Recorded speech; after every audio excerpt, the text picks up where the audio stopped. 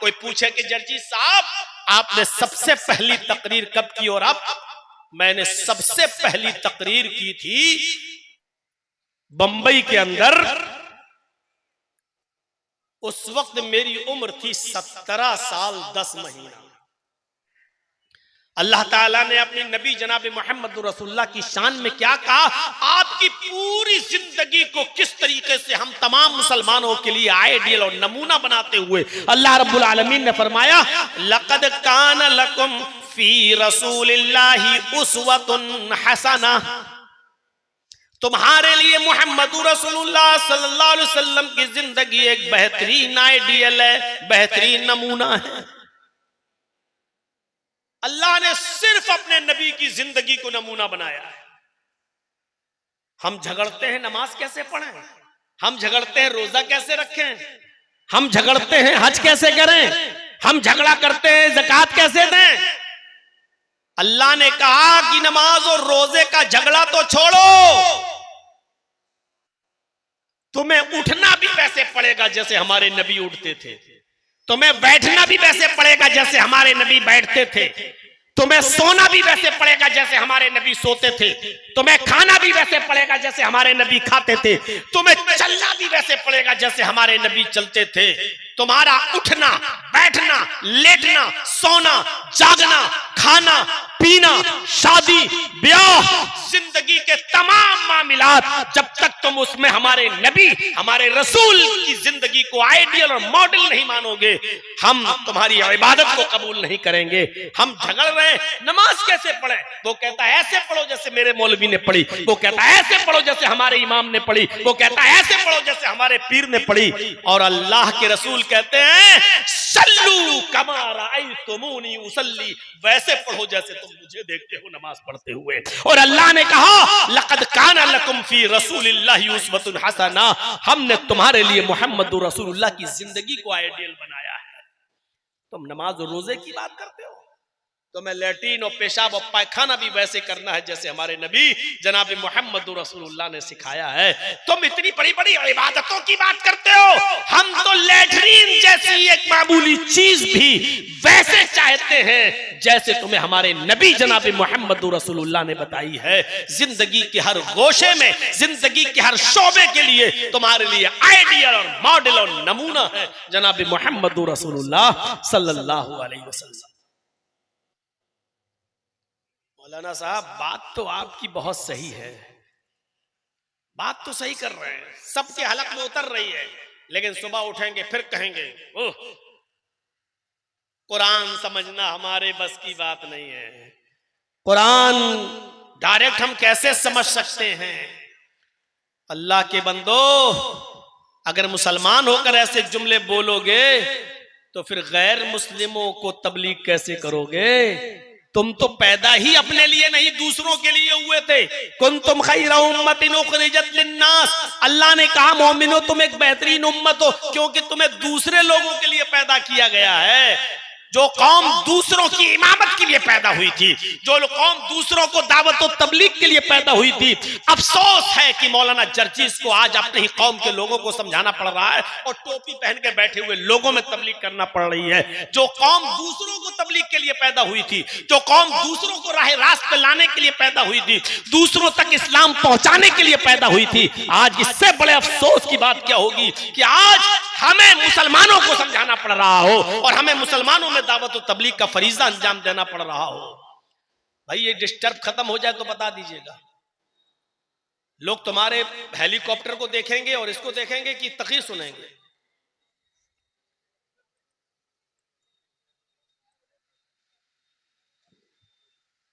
बस हो गए, जन्नतुल फिरदौस में जाओगे अब सीधे।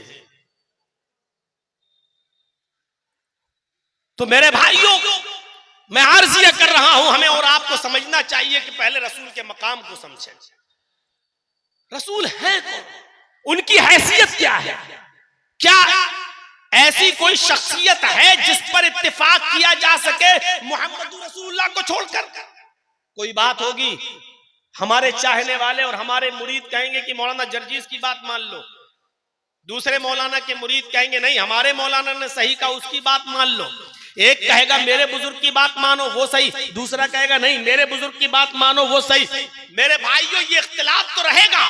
तुम्हारे बुजुर्ग को मैं अपना बुजुर्ग नहीं मानता, मेरे बुजुर्ग को आप अपना बुजुर्ग नहीं मानते, तुम्हारे मौलवी की बात मैं नहीं मानता, मेरे मौलवी की बात आप नहीं मानते। ठीक है ये इख्तिलाफ चलेगा, लेकिन फिर फैसला करेगा कौन? कोई एक शख्सियत तो ऐसी होनी चाहिए जिसको आप भी माने हम भी माने, और जिस पर सब लोग आंख बंद करके फैसला कर लें कि नहीं नहीं इनकी बात मानेंगे। नहीं ये हमारे भी हैं और आपके भी हैं, ये आपके भी बुजुर्ग हैं और हमारे भी बुजुर्ग हैं। मुझे बताओ ऐसी शख्सियत सिवाय मोहम्मद रसूलुल्लाह की कोई है?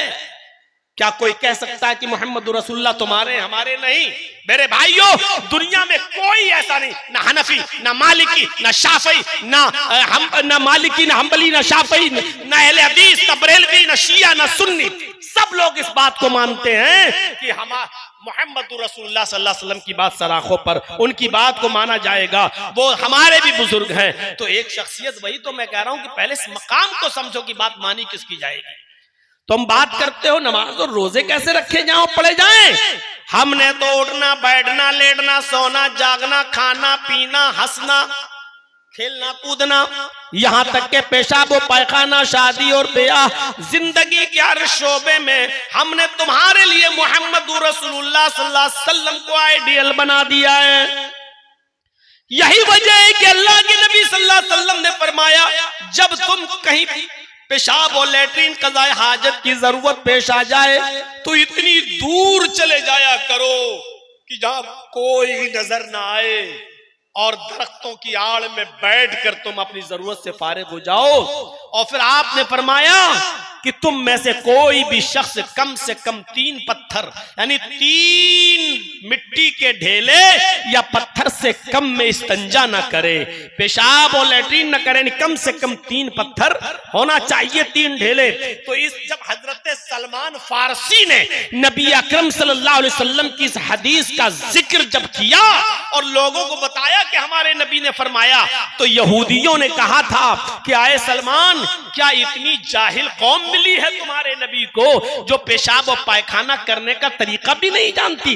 इतनी अज्जड़ कौम मिली है तुम्हारे नबी को जिसको पेशाब और पायखाना करने का तरीका भी बताया जा रहा है कि वो कम से कम 3 पत्थर इस्तेमाल कर लें। तो हजरत सलमान फारसी ने इसका जवाब देते हुए कहा था, अल्हम्दुलिल्लाह, अल्लाह का शुक्र है आए यहूदियों, तुम अपनी माँ के पेट से ये सब सीख कर नहीं आए थे। तुम जब बड़े होते गए तो तुम्हारी माँ तुम्हें बताती गई, बेटा ऐसे बैठो, बेटा ऐसे इस हाथ का इस्तेमाल करो, इस हाथ से बर्तन पकड़ो।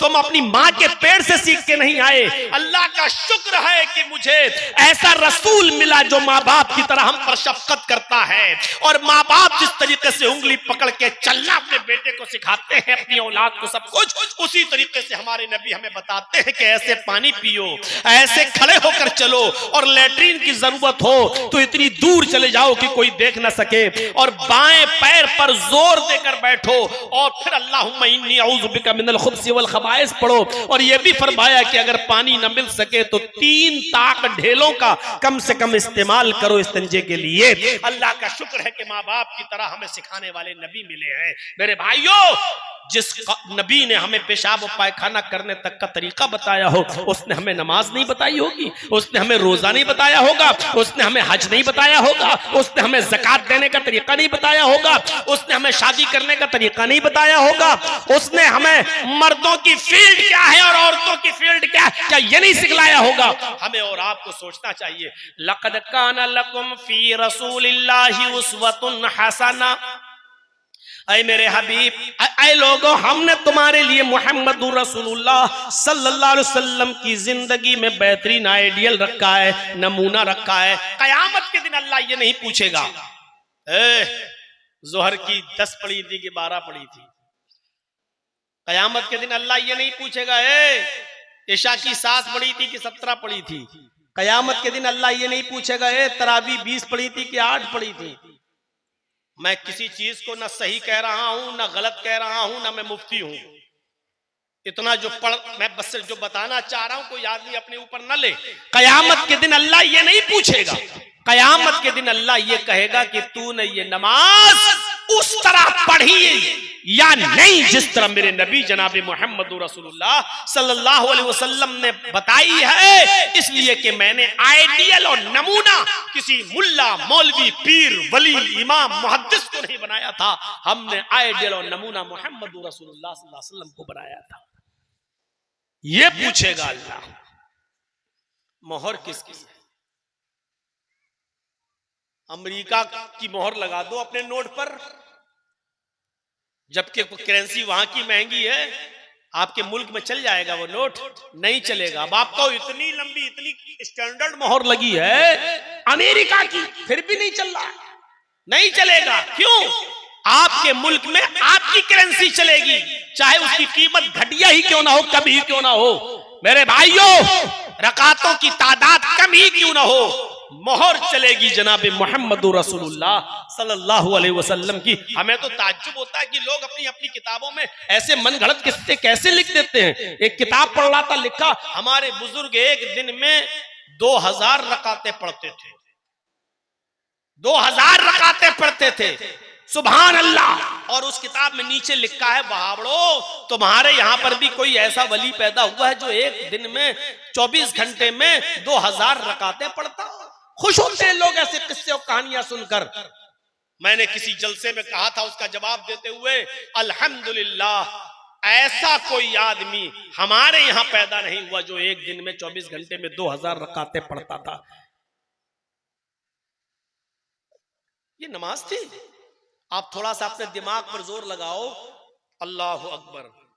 बहुत जल्दी भी पढ़ोगे तो आप कम से कम स्पीड ये तो रखोगे ना, सुभानक अल्लाहुम्मा व बिहम्दिका व तबारक अस्मुका व तआला जद्दुका व ला इलाहा गैरुक, औज़ु बिल्लाहि मिनश शैतानिर रजीम, बिस्मिल्लाहिर रहमानिर रहीम, अल्हम्दुलिल्लाहि रब्बिल आलमीन, अर्रहमानिर रहीम, मालिकि यौमिद्दीन, इय्याका नअबुदु व इय्याका नस्तईन। ये स्पीड तो रखोगे कम से कम, कि ये भी नहीं रखोगे। और फिर आप पढ़ के देखिए, आप 4 रकात आपको 5-6 मिनट से कम नहीं लगेंगे। चलो 1 मिनट की 1 रकात मान लो, तो 4 रकातें कितनी हो गई? 4 मिनट। अब आप जोड़ लीजिए 1 घंटे में कितनी हुई? 60 रकात। जब 1 घंटे में 60 हुई तो 24 घंटे में कितनी होगी? 1 मिनट की 1 रकात की मान लो तो 24 घंटे में 1440 के आसपास हो रही है, 1500 मान लो। जब 1 मिनट की 1 रकात आप पढ़ेंगे तब 24 घंटे में 1400, 1450, 1500 हो रही हैं। और हजरत पढ़ते कितनी हैं? 2000। अब इनसे पूछो कि तुम नमाजें पढ़ रहे थे या बाबा रामदेव वाली एक्सरसाइज कर रहे थे? जैसे बाबा रामदेव पेट हिलाता, 1 2 3, ये रकातें तुम्हारी थी। कौन सी नमाज तुम पढ़ रहे थे? और नीचे लिखा, वहाबड़ो क्या ऐसा वली तुम्हारे यहां पर भी पैदा हुआ? अल्हम्दुलिल्लाह, ऐसा खुराफाती वली तुम्हें मुबारक हो, हमें अहले हदीसों को नहीं।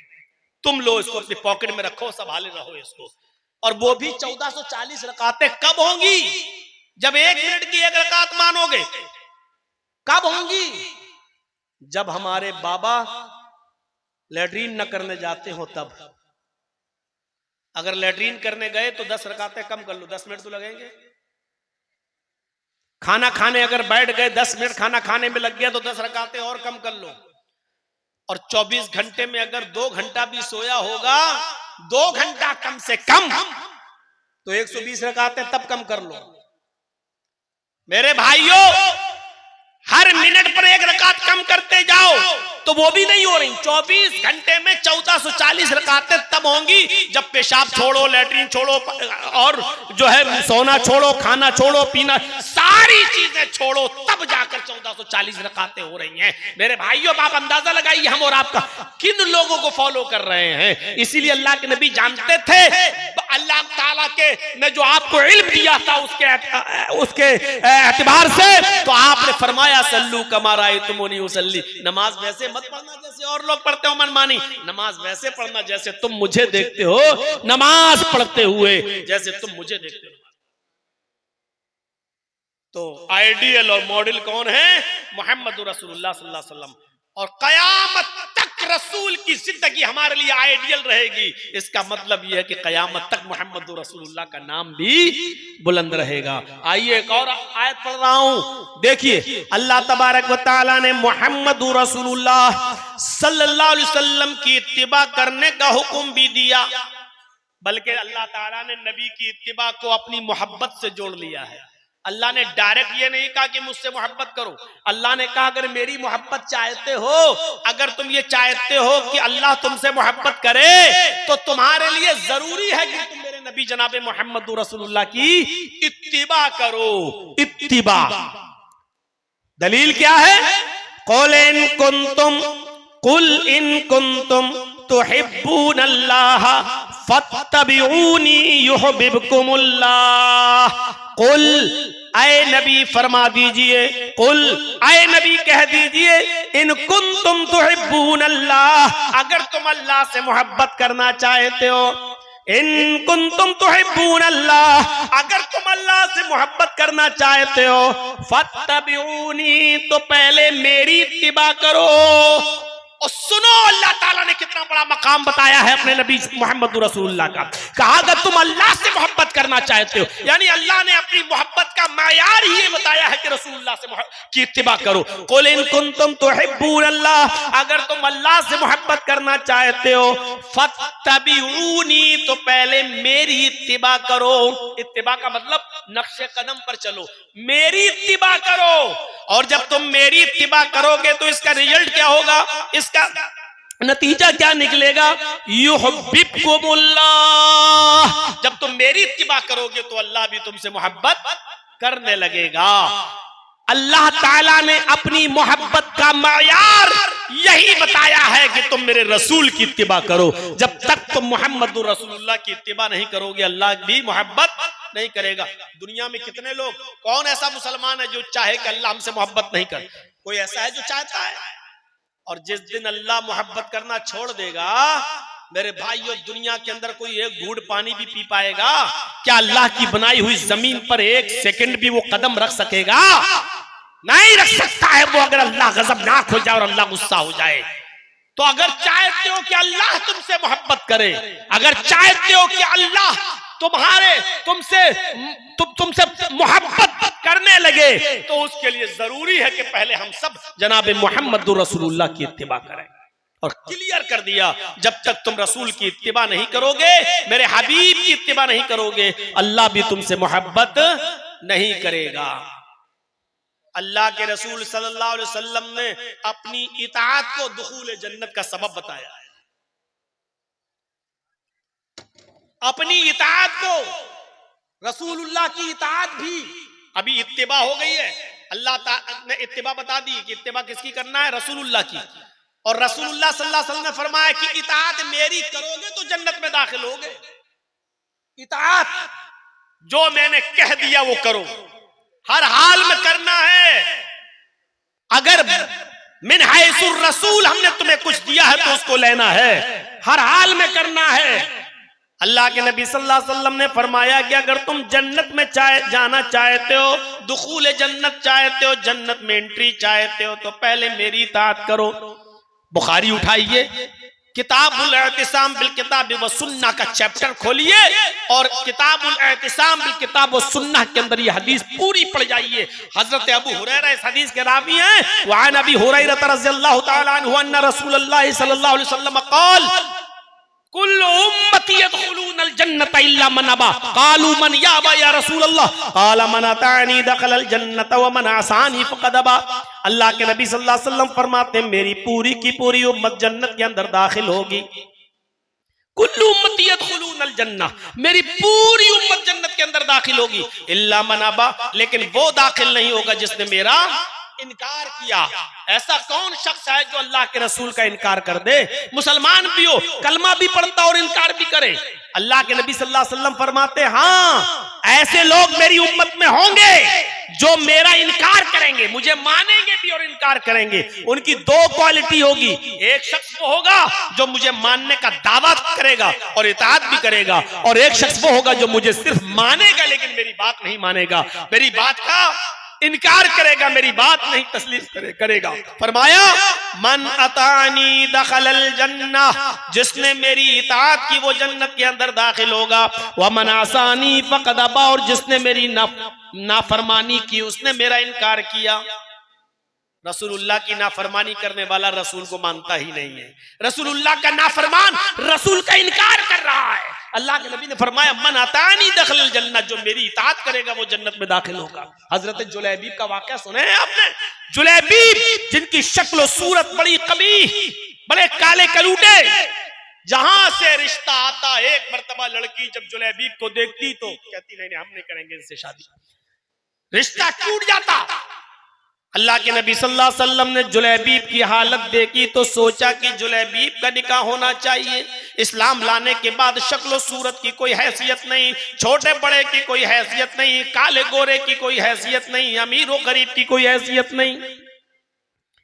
आपने एक लेटर लिखवाया और वो लेटर मदीने के इंतहाई कोने में एक अंसारी सहाबी को दिया।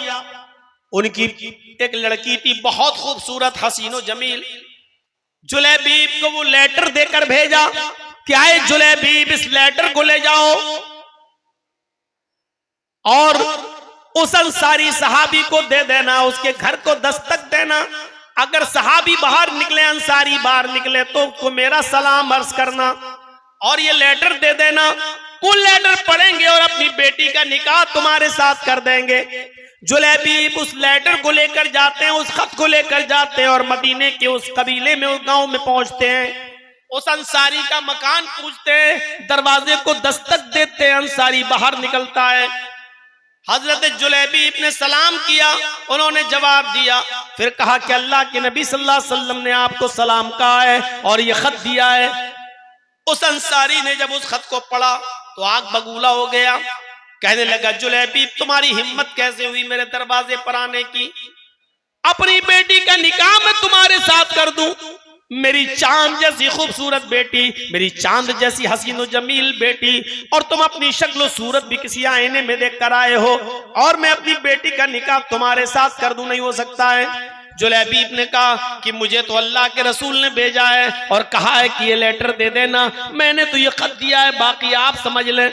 ये आवाज उस बेटी के कानों में भी जाती है जो घर के अंदर से सुन रही थी। उसने अपने बाप को आवाज दी और कहा अब्बू जरा लेटर देखें। उसने उस खत को पढ़ा और पढ़ने के बाद कहने लगी अरे अब्बू जान, इस लेटर में तो सबसे पहले जो लफ्ज लिखा हुआ है, जो अल्फाज लिखे हुए हैं, वो ये लिखा हुआ है कि हाज़िही रिसालतुम मिन जानिब मुहम्मदिर रसूलिल्लाहि सल्लल्लाहु अलैहि वसल्लम, कि ये लेटर, ये खत तुम्हें मोहम्मद अल्लाह के रसूल सल्लल्लाहु अलैहि वसल्लम की तरफ से दिया जा रहा है। इस लेटर के लफ्ज ये नहीं है, अल्फाज ये नहीं है हाज़िही रिसालतुम मिन मुहम्मद इब्न अब्दुल्लाह, इसमें ये नहीं लिखा कि मोहम्मद इब्न अब्दुल्लाह की तरफ से दिया जा रहा है। इस लेटर में लिखा है कि ये खत में मोहम्मदुर रसूलुल्लाह, अल्लाह के रसूल की तरफ से दिया जा रहा है। आय अब्बू जान, ये लेटर मोहम्मद इब्न अब्दुल्लाह ने नहीं, मोहम्मदुर रसूलुल्लाह ने दिया है। और रसूलुल्लाह का मतलब ये है कि उनकी हर बात को मानना हमारी जिम्मेदारी है। हाँ, अगर मोहम्मद इब्न अब्दुल्लाह की हैसियत से देते तो हम ठुकरा देते, छोड़ भी देते कि कोई गुनाह नहीं, लेकिन ये तो रसूलुल्लाह लेटर दे रहे हैं। आपकी दो हैसियतें, आपने मोहम्मद रसूलुल्लाह की हैसियत से ये लेटर दिया है। आए अब्बू जान, अगर आप मेरा निकाह जुलैबीब से नहीं करेंगे तो मैं अपने आप को जनाब मोहम्मद रसूलुल्लाह के सामने पेश कर दूंगी और कहूंगी कि मेरी पूरी जिंदगी आप पर निछावर है, आप जो हुक्म देंगे मैं करने के लिए तैयार हूं। आए मेरे अब्बू, इस्लाम लाने के बाद मैं अपनी मर्जी की मालिक तो न रही, इस्लाम लाने के बाद मैं अपने दिल की मालिक तो न रही। इस्लाम लाने का मतलब ही है कि मैंने अपनी लगाम जनाब मोहम्मद रसूलुल्लाह के हाथों में दे दी है। बाप ने जब अपनी बेटी का ये जुमला सुना तो कहने लगा बेटी जरा उसकी शक्ल सूरत तो देख, जरा उसके चेहरे की तरफ तो देख। लड़की ने जो जवाब दिया वो उर्दू के किसी शायर ने नकल कर किया है इस अंदाज में कि जब बाप ने कहा कि बेटी जरा इसकी शक्ल सूरत तो देख, जरा इसके चेहरे पर नजर तो डाल, तो लड़की कहने लगी न आने वाले को देख, न जाने वाले को देख, न आने वाले को देख, न जाने वाले को देख, देखना ही है तो खत के भेजने वाले को देख। माना कि शक्ल है इसकी बदसूरत, माना कि शक्ल है इसकी बदसूरत और जिस्म है इसका मांद, मगर खत का भेजने वाला तो है 14वीं का चांद। गोया कि बेटी ने इस अंदाज में अपने बाप को समझाया और बाप अपनी बेटी को लेकर मुहम्मदुर रसूलुल्लाह के पास आए। पूरा वाक़या ज़ादुल मआद में पढ़ लीजिएगा। अल्लामा इब्न क़य्यिम ने लिखा है कि फिर अल्लाह के रसूल ने उस बेटी का निकाह उस जुलैबीब से कर दिया और जुलैबीब के निकाह के बाद इस लड़की के साथ खैर और बरकत के दरवाजे खुल गए। तो उस जमाने की हमारी बेटियां इस तरीके की हुआ करती थी कि अपने आप को अल्लाह के रसूल सल्लल्लाहु अलैहि वसल्लम के हुक्म के ताबे कर दिया करती थी। इस तरीके की इताअत का जज्बा था। ये हम इताअत करेंगे। ये 250, 300 आदमियों को शादियों में ले जाकर ये बाराती, ये चोरों को डाकुओं को ले जाने वाले ये बेचारे ये चले हैं। आज इनको समझाते हुए 25 सालें हो गई हैं, 25 सालें। लेकिन जो पहले था वही अब था, वह जो पहले था कोई। अल्लाह तबारक व तआला ने फरमाया कि इन्ना आतैना कल कौसर फसल्लि लिरब्बिका वनहर इन्ना शानिअका हुवल अब्तर। ऐ मोहम्मद सल्लल्लाहु अलैहि वसल्लम, हमने आपको खैरे कसीर से नवाजा है। मैंने ये तर्जमा हाफिज इब्न कसीर की तफसीर इब्न कसीर से लिया है, वरना बहुत से उलमा ने, मुफस्सिरीन ने और मुतरजमीन ने इसका तर्जमा ये भी किया है कि ऐ मोहम्मद सल्लल्लाहु अलैहि वसल्लम, हमने आपको हौज़े कौसर अता फरमाया है। इन्ना आतैना कल कौसर, हमने आपको हौज़े कौसर अता फरमाया। लेकिन मैंने तर्जमा लिया है हाफिज इब्न कसीर की तफसीर इब्न कसीर से। हाफिज इब्न कसीर रहमतुल्लाह अलैह ने लिखा है कि कौसर कसीर से मुश्तक है, जिसका माना खैर कसीर होता है। यानी अल्लाह ताला ने ये बताना चाहा कि मोहम्मद सल्लल्लाहु अलैहि वसल्लम, हमने आपको सिर्फ एक ही खैर और एक ही भलाई नहीं दी है, एक ही खूबी से नहीं नवाजा है। हमने आपको खैर कसीर से, बहुत सी खूबियों से, बहुत सी भलाइयों से हमने आपको नवाजा है। उन्हीं बहुत सी खूबियों में और उन्हीं बहुत सी भलाइयों में हौज़े कौसर भी एक भलाई है, खूबी है जो हमने आपको अता फरमाई है। आए नबी सल्लल्लाहु अलैहि वसल्लम, हमने आपको खैर कसीर से नवाजा। फसल्लि लिरब्बिका वनहर, शुक्राने के तौर पर आप अपने रब के लिए नमाज पढ़ते रहिए और कुर्बानी देते रहिए। जैसे आप पहले नमाज पढ़ते थे, कुर्बानी करते थे, उसी तरीके से आप नमाज पढ़ते रहिए और कुर्बानी देते रहिए। इन्ना शानिअका हुवल अब्तर, आपका दुश्मन ही अबतर होगा, आपका दुश्मन ही मकतूल नस्ल हो जाएगा, आपका दुश्मन ही मिट जाएगा, आपका दुश्मन ही बर्बाद हो जाएगा। इस सूरत को और उसके तर्जमे को समझने के लिए जब तक हम इसके सबबे वुरूद पर नहीं जाएंगे, इसके शाने नुज़ूल पर नहीं जाएंगे, तब तक हम समझ नहीं पाएंगे कि किस पसे मंजर में ये बात हो रही है। अल्लाह ताला ने ये क्यों कहा क्या है नबी, हमने आपको खैर कसीर से नवाजा। अल्लाह ने ये क्यों कहा कि नमाज पढ़ते रहिए, कुर्बानी देते रहिए। अल्लाह किस दुश्मन की बात कर रहा है, किसको कह रहा है कि वो आपका दुश्मनी हलाक होगा, बर्बाद होगा, अबतर होगा, मकतूल नस्ल होगा, बेनामो निशान हो जाएगा, मिट जाएगा, हलाक हो जाएगा? किस दुश्मन की बात हो रही है, किस पसे मंजर में ये बात कही जा रही है? तो उस पसे मंजर को समझना बहुत जरूरी है। हाफिज इब्न कसीर रहमतुल्लाह अलैह ने लिखा है कि नबी अकरम सल्लल्लाहु अलैहि वसल्लम का जो पहला निकाह हुआ था, पहली शादी हुई थी हजरत खदीजा रजी अल्लाह ताला अन्हा से। उस वक्त नबी अकरम सल्लल्लाहु अलैहि वसल्लम की उम्र थी 25 साल और हजरत खदीजा की उम्र थी 40 साल।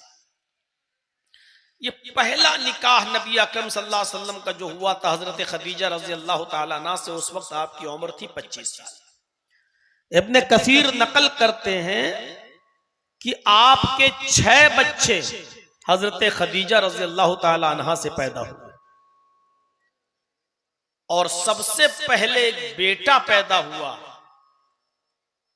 उस बच्चे का नाम आपने रखा कासिम। उसी जेहद से अल्लाह के नबी सल्लल्लाहु अलैहि वसल्लम को कहा जाता है अबुल कासिम। पहले बच्चे का जो सबसे पहले पैदा हुआ उसका नाम था कासिम, लेकिन यह बच्चा ज्यादा दिन तक जिंदा नहीं रह सका और हालत सिगरे सिन्नी में बचपने में ही इस बच्चे का इंतकाल हो गया। यह बच्चा रुखसत हो गया, इस दुनिया को छोड़कर चला गया बचपन में। उसके बाद नबी अकरम सल्लल्लाहु अलैहि वसल्लम के को अल्लाह ताला ने 4 बेटियां अता फरमाई, एक एक करके। सबसे बड़ी जो बेटी थी जो पैदा हुई खदीजा के बतन से, उस बच्ची का नाम था ज़ैनब। और उसके बाद जो बेटी पैदा हुई उसका नाम था रुकैया। और उसके बाद जो बेटी पैदा हुई उसका नाम था उम्मे कुलसूम। और चौथे नंबर पर सबसे लास्ट में जो बच्ची पैदा हुई नबी अकरम की बेटी, उसका नाम था फातिमा रज़ी अल्लाह ताला अन्हा। ये 4 बच्चियां पैदा हुई। बेटा पहले इंतकाल कर गया, 4 बच्चियां पैदा हुई और उसके बाद फातिमा के बाद फिर एक और बेटा हुआ नबी अकरम सल्लल्लाहु अलैहि वसल्लम का। ये तहकीक है इब्ने कसीर रहमतुल्लाह अलैह की। कुछ लोगों ने इख्तिलाफ भी किया है, मुख्तलिफ राय भी हैं, लेकिन जो आखिर में जो बेटा पैदा हुआ खदीजा से, छठा बच्चा लास्ट में, उसका नाम था अब्दुल्लाह, जिनको तैयब और ताहिर भी कहा जाता है, तैयब और ताहिर। लेकिन ये बच्चा भी सिगरे सिन्नी में इंतकाल कर गया। उधर कासिम का इंतकाल और इधर अब्दुल्लाह का भी इंतकाल। बच्चा कोई भी जिंदा नहीं रहा। बेटियां जिंदा रहीं, शादियों तक उनकी जिंदगी रही, एक उम्र पाई, लेकिन बेटे सब बचपन में इंतकाल कर गए। अब नबी अकरम सल्लल्लाहु अलैहि वसल्लम नबी भी बन चुके हैं, आपकी उम्र 40 को क्रॉस भी कर चुकी है, आप बाप भी बन चुके हैं, आप नबी भी हो चुके हैं। मुकौकिस मुल्क शाम के बादशाह ने 2 लड़कियां, 2 लौंडियां तोहफे में भेजी थी मोहम्मद रसूलुल्लाह सल्लल्लाहु अलैहि वसल्लम को। लौंडी की हैसियत क्या होती है मैं उस तरफ जाना नहीं चाहता हूं। मेरे भाइयों समझ लो वो खादिमा थी और उनसे भी बीवी वाली जरूरत पूरी की जा सकती है, क्योंकि उनको खरीद लिया गया है। मुल्क शाम के मुकौकिस के बादशाह ने 2 लड़कियां खरीदी और खरीद कर उसने मोहम्मद रसूलुल्लाह सल्लल्लाहु अलैहि वसल्लम को गिफ्ट कर दिया।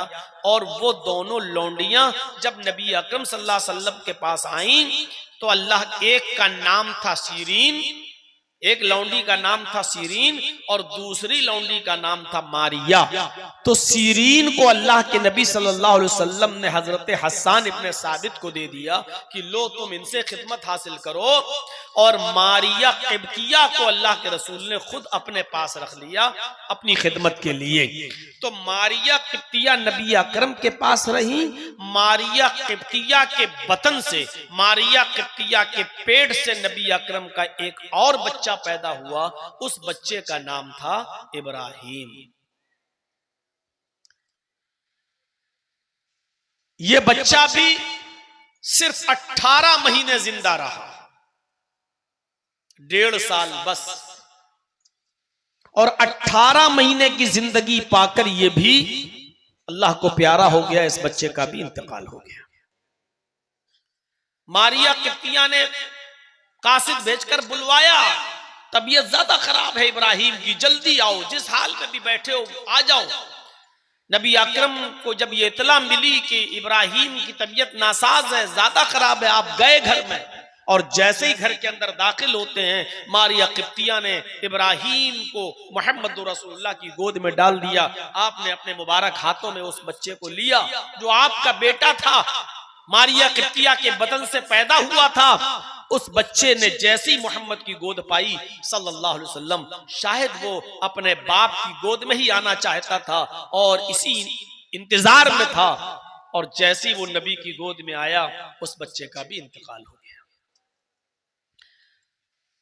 1.5 साल की उम्र में इब्राहिम भी चल बसे। इब्राहिम के इंतकाल के बाद नबी अकरम को इतना दुख हुआ, इतना गम हुआ। गम तो कासिम के इंतकाल पर भी था, गम तो अब्दुल्ला के इंतकाल पर भी था, लेकिन आपने उस गम का इजहार नहीं किया।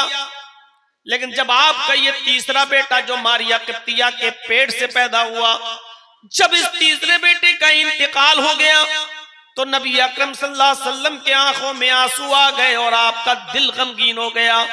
उस बच्चे की बॉडी को मारिया किप्तिया के पास रख दिया। आपने उसके बॉडी को जब मारिया किप्तिया के बिस्तर पर रख दिया तो आपकी आंखों में आंसू थे और दिल गमगीन था। उस वक्त आपने अपने गम का इजहार यूं किया जिसको इमाम बुखारी ने बुखारी शरीफ के अंदर किताबुल जनाइज के चैप्टर में बयान किया है। ये गम का इजहार अल्लाह के नबी कुछ इस अंदाज से कर रहे हैं, इन्नल ऐन तदमउ वल क़ल्ब यहज़ुन, इन्नल ऐन तदमउ वल क़ल्ब यहज़ुनु वला नक़ूलु इल्ला मा यरज़ा रब्बुना व इन्न बिफ़िराक़िका या इब्राहीम लमहज़ूनून। इब्राहिम तेरी जुदाई से मेरी आंखें अश्कबार हैं। इन्नल ऐन तदमउ, ऐ मेरे बेटे तेरी जुदाई से तेरे बाप की आंखें अश्कबार हैं, मेरी आंखों में आंसू हैं, आंखें अश्कबार हैं। वल क़ल्ब यहज़ुन, और दिल गमगीन है, दिल मायूस है, दिल परेशान है। इस गमगीनी में और इस मायूसी के आलम में भी मैं अपने रब की दी हुई और उसकी तरफ से नाजिल हुई इस किस्मत पर राजी हूं। वला नक़ूलु इल्ला मा यरज़ा रब्बुना, लेकिन हम अपनी जबान से वो जुमले अदा नहीं करेंगे जिससे मेरा रब नाराज हो जाए। मैं अपनी जबान से वो बातें नहीं कहूंगा जिससे मेरा मौला नाराज हो जाए। वला नक़ूलु इल्ला मा यरज़ा रब्बुना, हम अपनी जबान से वो बातें नहीं निकालेंगे जिससे हमारा रब नाराज हो जाए। यानी वावेला नहीं मचाऊंगा, मातम नहीं करूंगा, हाय वाय नहीं मचाऊंगा, गरीबान चाक नहीं करूंगा, जाहिलियत के नारे नहीं लगाऊंगा। लेकिन आए मेरे बेटे तेरी जुदाई से आंखों में आंसू जरूर है, दिल गमगीन जरूर है। हम वो जुमले अपनी जबान से अदा नहीं करेंगे जिससे मेरा मौला नाराज हो जाए, जिससे मेरा रब नाराज हो जाए। वो इन्ना बिफिराक़िका या इब्राहीम लमहज़ूनून, लेकिन हाय मेरे बेटे तेरी जुदाई से मैं गमगीन जरूर हूं। आपके ये जुमले खुद बतला रहे हैं कि अल्लाह के नबी सल्लल्लाहु अलैहि वसल्लम को कितना गम हुआ था। और इसी गम के मौके पर जब आपके आंखों में आंसू हो और आपके पड़ोस में अबू लहब, अबू जहल, आस इब्न वाइल और इन जैसे मुशरिकीन मक्का और काफिरीन जश्न मना रहे हो, खुशियां मना रहे हो।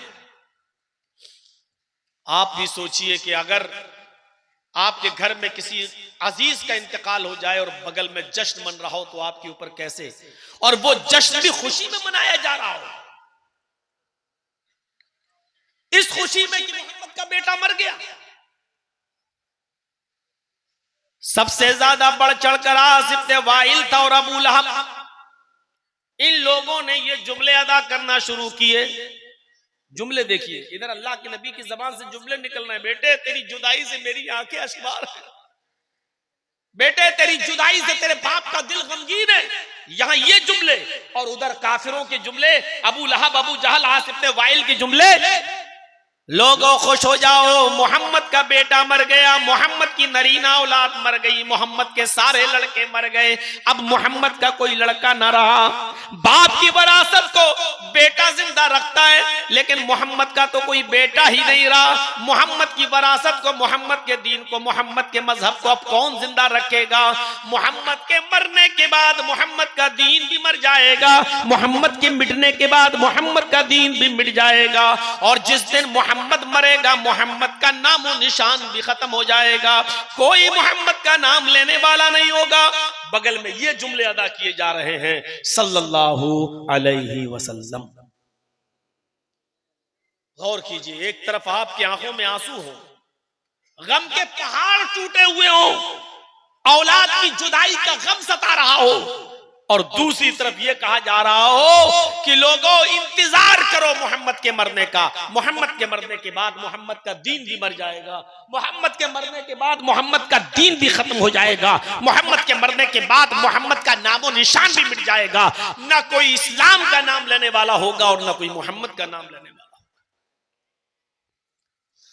जब ये जुमले अल्लाह के नबी के कानों में गए, मोहम्मद रसूलुल्लाह के कानों में गए, तो आपने नजरें आसमान की ऊपर डाली, आपकी निगाहें आसमान पर गईं। ये सवालिया नजरें थी, इस्तिफामिया निगाहें थी। जिन निगाहों के उठने को अल्लाह रब्बुल आलमीन ने पढ़ लिया कि मेरा नबी क्या चाहता है, मेरे नबी की आंखें क्या बता रही हैं। गोया के नबी अकरम ने जब अपनी निगाहें आसमान पर उठाई तो ये सवाल कर रही हो कि इलाहुल आलमीन, क्या मेरे इंतकाल के बाद ये दीन मिट जाएगा, क्या मेरे इंतकाल के बाद ये इस्लाम मर जाएगा जिसको हमारे सहाबा, हमारे चाहने वाले अपनी खून की कुर्बानी देकर जंगों में जिहाद करके शहादत हासिल करके सींच रहे हैं, क्या ये मिट जाएगा, क्या मेरा नामो निशान भी खत्म हो जाएगा, क्या मेरे नाम का जिक्र भी नहीं होगा। आपकी निगाहें आसमान की तरफ उठी हो, गोया की सवाल कर रही हो। उधर अल्लाह रब्बुल आलमीन ने मोहम्मद रसूलुल्लाह की निगाहों को पढ़ लिया और फौरन जिब्राइल अमीन को भेजा और कहा, जिब्राइल जाओ मेरे नबी के जख्मी दिल पर मरहम रखो, मेरे नबी जनाबे मोहम्मद रसूलुल्लाह को तसल्ली दो, तशफ़ी दो, उनको सुकून पहुंचाओ। उस वक्त अल्लाह ताला ने कुरान की सूरत नाजिल फरमाई और जिब्राइल अमीन को भेजा कि जाओ और कह दो कि अल्लाह रब्बुल आलमीन आपके नाम को कभी मिटने नहीं देगा, इस इस्लाम को कभी खत्म नहीं होने देगा और आपका नाम कभी मिटेगा नहीं। तब जिब्राइल कुरान की सूरत लेकर नाजिल होते हैं, इन्ना आतैना कल कौसर। आए मोहम्मद सल्लल्लाहु अलैहि वसल्लम, आपके रब ने फरमाया है हमने आपको खैरे कसीर से नवाजा है, हमने आपको बहुत सी भलाइयों से नवाजा है। फसल्लि लिरब्बिका वनहर, आप कबीदा खातिर मत होइए, आप मायूस मत होइए, आप परेशान मत होइए। आप जिस तरह नमाज पढ़ते हैं उसी तरह पढ़ते रहिए, आप जिस तरह कुर्बानी करते हैं उसी तरह कुर्बानी देते रहिए। इन्ना शानी अकहु लफ्तर, ऐसा कहने वाले आपके दुश्मनी जलील होंगे, ख्वार होंगे, रुस्वा होंगे, उन्हीं का नामो निशान मिट जाएगा। अब तर कहते हैं जिसकी नस्ल का सिलसिला कट जाए और खत्म हो जाए, जिसकी नस्ल आगे न बढ़े, उस शख्स को अरबी में अबतर कहते हैं, यानी अब आगे नहीं बढ़ सकती। यानी मोहम्मदुर रसूलुल्लाह का कोई बेटा ही नहीं तो नस्ल कैसे बढ़ेगी। यानी जब मोहम्मद ही मर जाएंगे, मोहम्मद की कोई नस्ल ही नहीं रहेगी, बेटा ही नहीं रहेगा, तो मोहम्मद के दीन को जिंदा कौन रखेगा। तो फरमाया अल्लाह ताला ने, ऐसा कहने वाले आपके दुश्मन ही अबतर होंगे, यानी उन्हीं की नस्लें कट जाएंगी, कोई उनका नाम लेने वाला नहीं होगा, उनका नामो निशान ही मिट जाएगा। आपके दुश्मनों के साथ ऐसा होगा और आपके साथ ऐसा नहीं होगा। आप बस रंजीदा मत होइए और आप कबीदा खातिर मत होइए, आप परेशान मत होइए। कितनी भलाइयों से नवाजा है, कितनी खूबियों से नवाजा। इन्ना अतैना कल कौसर, आए नबी हमने आपको खैर कसीर से नवाजा। एक एक करके खूबी को गिनते जाइए और देखते जाइए, पढ़िए कुरान की ये आयत, अलम नशरह लका सदरक। आए मोहम्मद सल्लल्लाहु अलैहि वसल्लम, क्या हमने आपके लिए आपके सीने को खोल नहीं दिया है? ववज़अना अन्का विज़रक अल्लज़ी अनक़ज़ ज़हरक, और क्या हमने आपके ऊपर से वो बोझ हटा नहीं दिया जो बोझ आपकी कमर को तोड़े डाल रहा था। जिस बोझ से आपको तकलीफ हो रही थी, जो आपकी कमर को तोड़े डाल रहा था, क्या वो बोझ हमने आपके ऊपर से खत्म नहीं कर दिया? और उसके बाद देखिए वरफ़अना लका ज़िक्रक, और क्या हमने आपके नाम को, आपके जिक्र को बुलंद नहीं कर दिया? कौन कहता है कि आपके इंतकाल के बाद आपका नाम मिट जाएगा? ना इस्लाम मिटेगा, ना आपका नाम मिटेगा। कौन कहता है? जब तक लोग इस दुनिया में वुजू बनाते रहेंगे और वुजू बनाते वक्त बिस्मिल्लाह कहेंगे, तो वुजू के बाद की दुआ में वो आपका नाम लेंगे, अशहदु अल्ला इलाहा इल्लल्लाह व अशहदु अन्ना मुहम्मदन अब्दुहु व रसूलुहु। आपका नाम लिया जाता रहेगा। और ये हम और आप सब जानते हैं कि 1400 साल का जमाना गुजर चुका है, आज तक वुजू हो रहा है और कयामत की सुबह तक इंशाअल्लाह वुजू होता रहेगा। और वुजू के बाद की दुआ में मुहम्मदुर रसूलुल्लाह का नाम लिया जाता रहेगा। अलम नशरा लका सदरक व वज़अना अन्का विज़रक अल्लज़ी अनक़ज़ ज़हरक व रफ़अना लका ज़िक्रक। क्या हमने आपके जिक्र को, हमने आपके नाम को बुलंद नहीं कर दिया?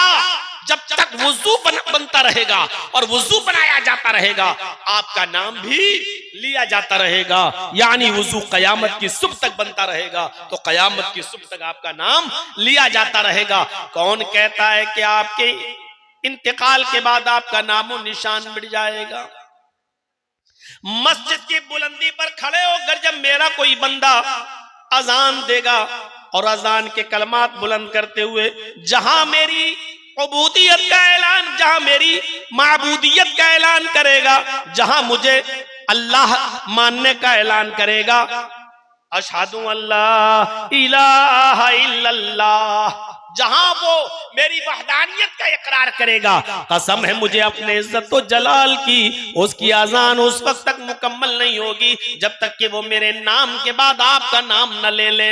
अशहदु अन्ना मुहम्मदर रसूलुल्लाह, जब तक वो आपके नाम के, मेरे नाम के बाद आपके नाम का जिक्र न कर दे, उसकी अजान भी मुकम्मल नहीं होगी। कौन कहता है कि आपके इंतकाल के बाद आपका नामो निशान मिट जाएगा?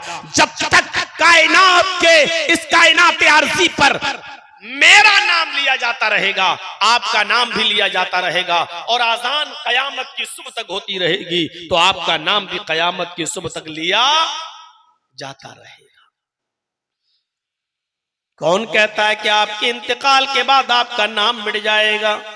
अजान ला इलाहा इल्लल्लाह पर खत्म तो हो जाएगी, मेरे नाम पर अजान खत्म तो हो जाएगी, लेकिन अजान के बाद की दुआ में मेरा बंदा आपका नाम लेगा। अल्लाहुम्मा रब्ब हाज़िहि दावति ताम्मा व सलातिल काइमा आती मुहम्मदनिल वसीला वल फजीला। वो अजान के बाद की दुआ पढ़ेगा तो आपका नाम लेगा। अरे मेरे हबीब, कौन कहता है कि आपका नाम व निशान मिट जाएगा? इन्ना आतैना कल कौसर, हमने आपको खैर कसीर से नवाजा है, हमने आपको खूबियों और भलाइयों से नवाजा है। इतनी खूबियां और इतनी भलाइयां हमने आपके झोले में, आपके दामन में डाल दी हैं कि कोई उनको गिन ही नहीं पाएगा। आपका नामो निशान मिट ही नहीं सकता है। कौन कहता जब तक मेरा नाम बाकी रहेगा आपका नाम भी मेरे नाम के साथ चलता रहेगा? मेरे भाइयों, ये अल्लाह रब्बुल आलमीन अपने नबी को इशारा कर रहा है, इन्ना आतैना कल कौसर, हमने आपको खैर कसीर से नवाजा। अजान के बाद की दुआ भी कयामत तक पढ़ी जाती रहेगी, तो नबी का नाम भी लिया जाता रहेगा। चलिए मस्जिद में आ गए, नमाज पढ़िए। अरे मेरे नबी, कौन कहता है कि आपका नाम वो निशान मिट जाएगा? जब तक दुनिया में नमाज कायम रहेगी और नमाज पढ़ी जाती रहेगी, आपके नाम का जिक्र भी होता रहेगा। अगर मेरा बंदा अल्लाहु अकबर कहकर अगर खड़ा हो जाएगा और मेरा नाम लेकर मेरी किबरियाई बड़ाई का ऐलान करके खड़ा होगा और मेरी हम्द व सना बयान करेगा, अल्लाहुम्मा बाइद बैनी व बैना खताया या सुब्हानक अल्लाहुम्मा व बिहम्दिका व तबारक अस्मुका व तआला जद्दुका अल्हम्दुलिल्लाह अल्हम्दुलिल्लाहि रब्बिल आलमीन अर्रहमानिर रहीम मालिक यौमिद्दीन, जहां वो हालत क़याम में मेरी किबरियाई, मेरी बड़ाई, मेरी हम्द व सना बयान करेगा, कसम है मुझे अपने इज्जत व जलाल की, उसकी नमाज उस वक्त तक मुकम्मल नहीं होगी जब तक कि वो अत्तहियात में बैठकर आपका नाम न ले ले, अस्सलामु अलैका अय्युहन नबी और अशहदु अल्ला इलाहा इल्लल्लाह व अशहदु अन्ना मुहम्मदन अब्दुहु व रसूलुहु, अल्लाहुम्मा सल्लि अला मुहम्मद, अल्लाहुम्मा बारिक अला मुहम्मद। जब तक वो आपके नाम का जिक्र न कर दे, आप पर दरूद न भेजे, आपकी रिसालत का इकरार न कर ले, तब तक उसकी नमाज भी मुकम्मल नहीं हो सकती है। इन्ना आतैना कल कौसर, ऐ मेरे नबी कौन कहता है कि आपका नाम और निशान मिट जाएगा? हमने आपको खैर कसीर से नवाजा है, हमने आपको बहुत सी खूबियों से और बहुत सी भलाइयों से नवाजा है। कौन कहता है कि आपके इंतकाल के बाद आपका नाम मिट जाएगा? ये खूबियां, ये भलाइयां अल्लाह रब्बुल आलमीन ने मोहम्मद रसूलुल्लाह सल्लल्लाहु अलैहि वसल्लम को दी हैं। देख लीजिए आप, कितना नाम लिया जाता है मोहम्मद रसूलुल्लाह सल्लल्लाहु अलैहि वसल्लम का। 1400 साल के बाद आज भी किसी मुल्क के बादशाह का नाम सिर्फ उसकी जिंदगी में लिया जाता है, या अच्छे काम किए हैं तो अच्छे अंदाज में उसके मरने के बाद भी कभी कभी, और बुरे काम किए हैं तो बुराइयों के साथ कभी कभी, लेकिन सिर्फ उसी मुल्क के लोग जिस मुल्क का वो बादशाह रहा है बस। लेकिन 1400 साल गुजर जाने के बाद मोहम्मदुर रसूलुल्लाह को इस दुनिया से रुखसत हुए 1400 साल गुजर गए। 1400 साल के बाद सिर्फ हिंदुस्तान ही में नहीं, सिर्फ पाकिस्तान और बांग्लादेश में ही नहीं, बल्कि पूरी दुनिया के अंदर चले जाइए, वर्ल्ड का रिकॉर्ड देखिए, आज भी सारी दुनिया के मुसलमानों पर, आज भी सारी दुनिया के मुसलमानों के दिलों पर मोहम्मदुर रसूलुल्लाह सल्लल्लाहु अलैहि वसल्लम हुकूमत करते हुए नजर आएंगे। इतना बड़ा हुक्मरान जिसकी हुक्मरानी इंतकाल के 1400 साल के बाद भी चल रही हो, और इंशाअल्लाहुल अजीज कयामत की सुबह तक उसकी हुकूमत हमारे दिलों पर चलती रहेगी। एनसाइक्लोपीडिया ब्रिटानिका का क्रिश्चियन राइटर अपनी किताब के अंदर लिखता है, एनसाइक्लोपीडिया में लिखता है, एक लम्हा यानी एक सेकंड के लिए भी कोई वक्त ऐसा नहीं गुजरता जिस वक्त उस सेकंड में मोहम्मद रसूलुल्लाह का नाम न लिया जा रहा। इस वक्त हमारी घड़ी में 1:55 हो रहा है। इस वक्त भी दुनिया के किसी न किसी कोने में फजर की अजान का वक्त हो चुका होगा, किसी जगह पर जुहर का वक्त भी होगा, दुनिया के किसी खित्ते में इस वक्त असर भी हो रही होगी, और दुनिया के किसी खित्ते में इस वक्त मगरिब भी हो रही होगी, और कहीं ईशा भी हो रही होगी। यानी इस वक्त रात के 1:55 पर भी वहां अजानों में नबी अकरम का नाम लिया जा रहा होगा, अशहदु अन्ना मुहम्मदर रसूलुल्लाह। आधे मिनट के बाद फिर कहीं कायम हो रहा होगा, वहां नाम लिया जा रहा होगा, फिर 1 सेकंड के बाद कहीं और नाम अजान हो रही होगी, फिर 1 सेकंड के बाद कहीं और टाइम। एनसाइक्लोपीडिया ब्रिटानिका का क्रिश्चियन राइटर कहता है 1 सेकंड भी ऐसा नहीं जाता कि वो सेकंड खाली हो जिसमें मोहम्मद रसूलुल्लाह का नाम न लिया जा रहा हो।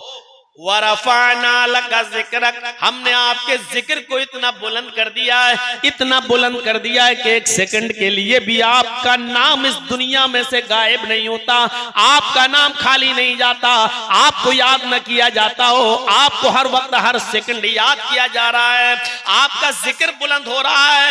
आए मोहम्मद सल्लल्लाहु अलैहि वसल्लम, ये काफिरीने मक्का जो कह रहे कहने दो, हमने तो आपके जिक्र को इतना बुलंद कर दिया है कि जो तसव्वुर भी नहीं कर सकता, कोई सोच भी नहीं सकता।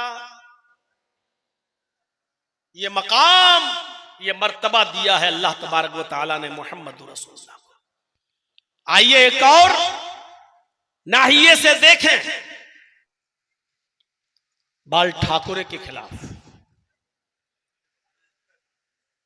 और जब उसने कहा था ना कि हरे रंग पे पाबंदी लगा दो, मुख्तार अहमद नदवी की सदारत थी, बांद्रा में जलसा था, कॉन्फ्रेंस थी, सब हिंदू सब थे उसमें, देवबंदी, बरेलवी, शिया, सुन्नी सब।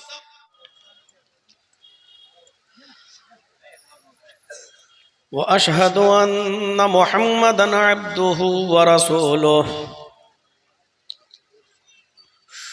अम्मा बाद फ़इन्न खैरल हदीस किताबुल्लाह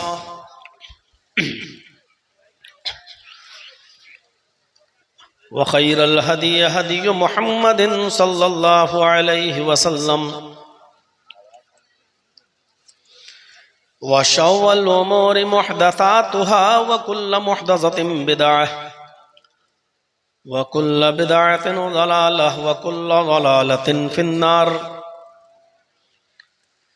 अऊज़ु बिल्लाहि मिनश शैतानिर रजीम। बिस्मिल्लाहिर रहमानिर रहीम।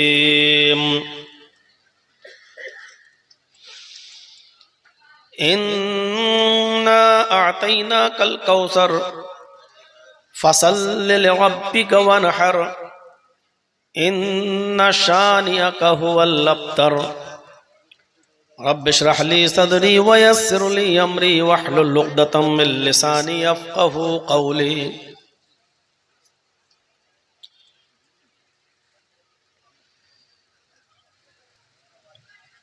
स्टेज पर तशरीफ फरमा मुअक्कर उलमाए किराम और बिलखुसूस मुझसे बार बार राब्ता करने वाली शख्सियत फ़ज़ीलतुश शेख मुहतरम शकील असरी हाफिज़हुल्लाह और इंतहाई खूबसूरती के साथ इस इजलास के नज़्म व नस्क को चलाने वाले और इस इजलास के संचालक नाज़िम इजलास हमारे दोस्त फ़ज़ीलतुश शेख जनाब जमील अख्तर शफ़ीक़ तैमी हाफिज़हुल्लाह और सिसवा की इस सरजमीन पर तशरीफ़ लाए हुए एक अच्छी खासी तादाद में जमा होने वाले हमारे मुख्तलिफ कोने कोने से और अतराफ़ व अकनाफ़ से तशरीफ़ लाए हुए क़ुर्ब व जवार से तशरीफ़ लाए हुए मुअज़्ज़ज़ सामईन हज़रात और इसी इजलास के कोने में एक साइड में बैठी हुई इस्लामी ख़वातीन पर्दा नशीन माँ और बहनों कौमों मिल्लत के लायकवर नौजवानों और मुस्तक़बिल के होनहार अज़ीज़ बच्चों, काफ़ी देर से आपने मुख्तलिफ उलमाए किराम को मुख्तलिफ अनावीन पर उनके मुख्तलिफ उसलूब व लहजे में खिताब करते हुए सुना है और अब तक बहुत ही सब्र और ज़ब्त के साथ आप बहुत ही संजीदगी का मुजाहरा करते हुए आप बैठे हुए हैं और अब मुझे भी आप बर्दाश्त कर रहे हैं। उम्मीद है कि जैसे आपने सभी को संजीदगी के साथ सुना मुझे भी सुनेंगे और अल्लाह से दुआ करता हूँ कि इलाहुल आलमीन कहने वालों को और सुनने वालों को पूरी तरीके से अमल की तौफीक अता फरमाए। मुख्तलिफ अनावीन पर आपने तक़रीरें समाअत फरमाई। मैं सीरत तैयबा के हवाले से कुछ बातें आपके सामने रखना चाहता हूँ, क्योंकि अल्लाह तबारक व तआला ने जहां अपनी इबादत का हुक्म दिया है